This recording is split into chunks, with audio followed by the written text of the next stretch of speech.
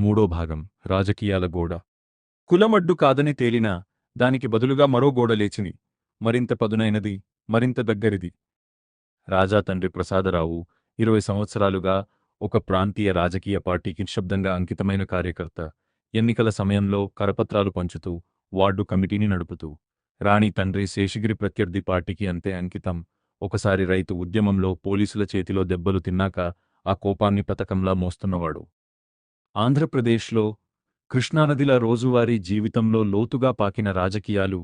ఈ ఇద్దరు తండ్రులు 10 ఏళ్లుగా టీ కొట్టు దగ్గర వాదులాడుకుంటూ, గుడి పండగలో ఒకరినొకరు పలకరించకుండా, ఊరి రోడ్డు పూర్తి కాలేదని, రుణమాఫీ అందలేదని ఒకరినొకరు నిందించుకుంటూ బద్ధశత్రువులుగా ఉన్నారు. తన కొడుకు శేషగిరి కూతుర్ని ప్రేమిస్తున్నాడని తెలియగానే ప్రసాదరావు మండిపడ్డాడు. ఆమె కుటుంబం విలువ వల్ల కాదు, ఆమె ఇంటి ముందు ఎగిరే జెండా వల్ల. వాళ్ళ పార్టీయే మన కాలువ పథకాన్ని నాశనం చేసింది. నా కొడుకు ఆ ఇంటిలోకి ఎలా పెళ్లి చేసుకోగలడు అన్నాడు.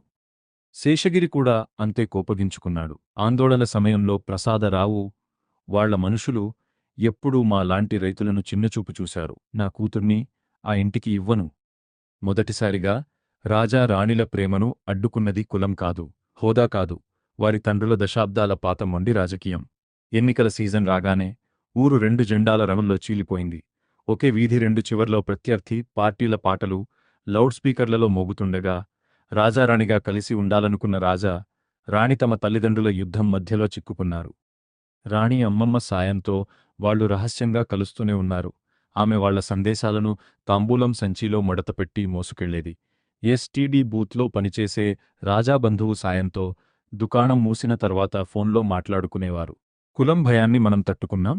ఒక సాయంత్రం గుడి కోనేరు దగ్గర రాణి రాజాతో చెప్పింది, దీన్ని తట్టుకుంటాం. ప్రతి ఎన్నికతో రాజకీయం మారుతుంది, ప్రేమ మారదు.